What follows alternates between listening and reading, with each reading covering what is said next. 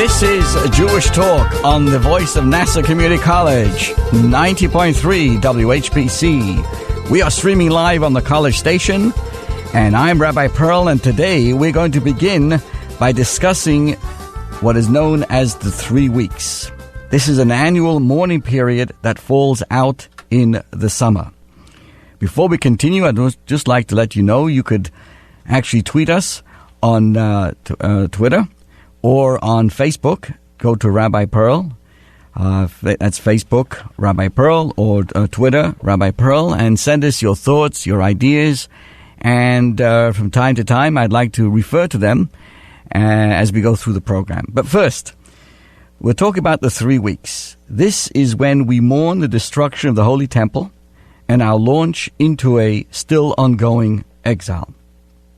These 3 weeks begins this Tuesday, July 11th, and will conclude on August 1st.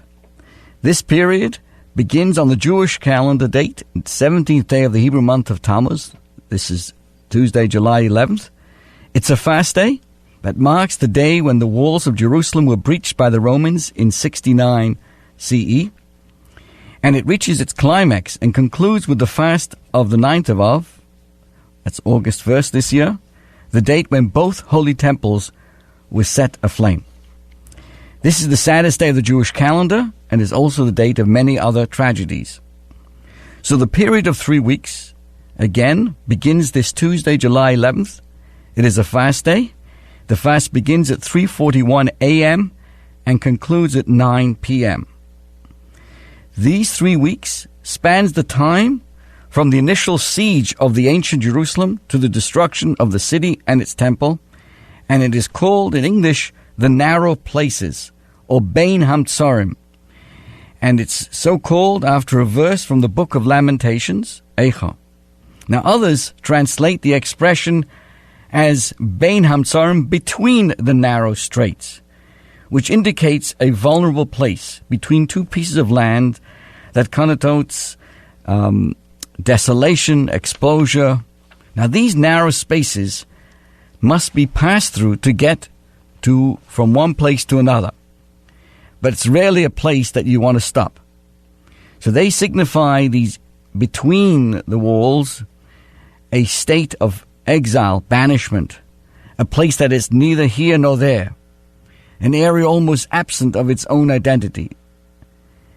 Now the narrowness in the rabbinic mind, however, is not of space, but of time. So in order to return us to this period of time in our imagination, the sages of the Talmud established a number of laws to frame and recreate the experience of these tragedies. Think about this. Just as a mourning over a person is ritually divided into different grieving periods, the time before the burial, the day of the burial, the week after the burial, the month after the burial, the year of mourning, and then the annual marking of the day, so too does Jewish law divide the national mourning period, which we're in right now, that begins this Tuesday, into different grieving segments. So it begins on the 17th day of Tammuz, this coming Tuesday, midway into this Hebrew month of Tammuz, which is the initial fast that ushers in this period. It is a minor fast, a fast which begins in the morning rather than the night before. The first mention of this fast is in the book of Zechariah. It appears as one of the series of fast days marking tragedy, which in the Messianic era will be transformed to joyous celebrations. And may that happen even before this Tuesday. So officially, it is the opening season of mourning because the siege of Jerusalem's walls during the Second Temple began on this day. But the Talmudic sages identify additional tragedies that happened on this day. This coming Tuesday, the 17th day of Tammuz, marks the day when Moses broke the 2 tablets containing the 10 Commandments. That's the day he came down and he smashed the tablets. On this day, the Talmud tells us, an idol was erected in the temple's inner sanctum. And the daily sacrifice, the twice daily sacrifice offered in the temple's altar was also discontinued on this day. And sadly, a Roman military leader burnt a Torah scroll on this day. So the fact that all of these tragedies befell us during the same annual period is of religious significance. Certain days or seasons are dangerous or inopportune. We often avoid difficult days on the calendar or fear their impending approach, not because we are certain that they will prove difficult, but because they are troublesome in the past. Such anniversaries of doom fill us with anxiety. I'm sure, right? All of us can identify on the occurring date that marks the loss of a loved one, or a near-fatal accident, or a diagnosis of a life-threatening illness. We may intentionally choose not to do something joyous because it may feel like a betrayal of the past, or an insult, a personal insult to the person we lost. Now, this is not superstitious. It is a respect for the passage of time and the events that color it. And so these 3 weeks that begin this Tuesday are no exception. During this 3-week period, we enter a somber frame of mind. Jewish law frowns upon engagement in risky behavior during the last 9 days before Tisha B'Av, the last 9 days of these 3 weeks, which would begin on July 24th, and even more so during the week in which Tisha B'Av falls. Why? Because history did not look kindly at us at this time. Some people avoid activities that are personally deemed dangerous. Naturally, at such a somber time, joyous functions are avoided. So public celebrations, parties, and other festive activities are not celebrated and not scheduled during these weeks. Weddings are not held. Attendance at live concerts is prohibited. New homes are not purchased. New clothing is not bought. Many people do not listen to music that may make them light-hearted and happy. As in the mourning of a passing of a relative, men generally refrain from shaving, and both men and women do not cut their hair. In the same vein, during the 9 days, as the fast day approaches, we customarily do not launder or iron clothing unless it's particularly needed. In commemoration of the lost temple sacrifices, during the last 9 days, that's from July 24th through the August 1st, we also refrain from eating meat, chicken. And so it is so altogether, these practices are meant to punctuate the mundane aspects of our daily living, as I mentioned, what we wear, how we eat, who we are and why. So cleanliness and freshness, satiation and newness are all minimized in some fashion to help us achieve the demanding mood of the season, the sense of loss. The prohibition of newness itself requires some thought, some exploration. See, in Judaism, we celebrate newness and wonder. The blessing of Shechianu hails significant new points in time or acquisition of a new item. So because this recitation of this blessing marks some element of renewal and joy, during these 3 weeks, we refrain from any activity or significant purchase which would engender happiness and necessitate the blessing of Shechianu during these 3 weeks. So, for example, we do not eat a new fruit that has not been tasted for more than 30 days, nor do we during these weeks buy or wear new clothing. We avoid large purchases and home renovations. All these projects signal anticipation and positive change. So our spiritual task for this small clutch of time is to be more moderate in our expression of happiness. So while all of the behaviors mandated by the Talmud, as I'm explaining, temper joy, they also help us understand the definition of joy from a Jewish legal perspective. You see, happiness is not only or primarily measured by material success, personal achievement, or status. You see, happiness is also found in small acts of beauty and compassion that comprise a life. Today, in a time of such consumer excess, it is hard to get excited over the purchase of a suit or a dress, the tasting of an exotic fruit after a month or two without one, or the sound of live music heard in the company of friends. Our sense of wonder has been lost.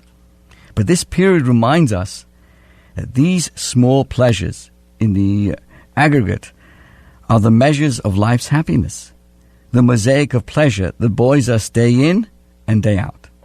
Perhaps we only appreciate the wonder in their absence, and therefore I share with you this so that we are aware of the 3 weeks, but ultimately we look forward that these 3 weeks we've been promised will not begin and end with fast days, but on the contrary will once in an amazing way will be transformed into an amazing 2 days of great celebration with kind of a halamoid in between, a kind of semi-holiday. But these 3 weeks will be turned around to the days of joy and happiness, and may it happen very, very speedily. Today, as I continue, let me just check now to see if anybody has sent a tweet or a note on our Facebook page to see anything. And I do thank you for, this is one person saying they're listening all the way out where? Another part of the United States. Thank you so much. Next time, put your name down over here. Then I'll be able to announce it. But thank you. Let me now check with our Facebook to get an idea of what's going on over there as well. And as I said, you could send us a post, a question, anything you like as we move forward in our program. I must tell you that in humbleness, in all humbleness, I do carry a certain title besides rabbi, but more important than that is the word shliach. The word shliach translates an emissary. And I humbly, for these past many good years, together with my dear wife, Bluma, we carry the enormous responsibility as an emissary of the Lubavitcher Rebbe. So with this in mind, I want to share with you the significance of this past Thursday and Friday, as we discussed at great length in our Chabad congregation throughout the weekend, of the significance of these 2 days in Chabad history and also in a broader sense, and also to continue to share with you recent revelations from writings and records from the KGB that relates to what Chabad really is all about. Now this year, this past July 6th, it was the 12th day of Tammuz. It's the birthday of the 6th Lubavitcher Rebbe of blessed memory. It is also the day when the Rebbe himself, the 6th Lubavitcher Rebbe, that's our Rebbe's father-in-law, received notice of freedom from his exile from Kastorama in Russia. You see, Rabbi Yosef Yitzchok, the Rebbe, was targeted by the Soviet authorities for his activism on behalf of Jewish education and Jewish religious and communal life. We're talking way back in the 20s. He was the only Jewish leader who chose to remain in Russia following the Communist Revolution, and he built a network of underground yeshivas and Jewish support systems that functioned clandestinely throughout the years of communism. At the great risk of himself and to his Hasidim, the Rebbe kept the moribund embers of Jewish life alive. In 1927, he was arrested in his home in Leningrad on the accusations of counter-revolutionary activities and sentenced to death. The sentence was commuted to 3 years in exile to the isolated town of Kastorama in central Russia. But his arrest and exile drew wide attention, and international pressure compelled the Soviet authorities to commute his sentence shortly thereafter. So because it was a legal holiday when the Rebbe received news of his freedom, he only went free on the following day, the 13th day of Tammuz. Therefore, both the 12th and 13th day of Tammuz, which would in our calendar would have been this past Thursday and Friday, was celebrated as a holiday of liberation by Jewish communities all over the world. The Rebbe himself returned to Leningrad. He was forced to leave Russia, and later that fall he arrived in Riga, Latvia, where he continued his work for Russian Jewry. The Rebbe later moved to Poland, where he opened up a yeshiva, and he drew students even from the United States.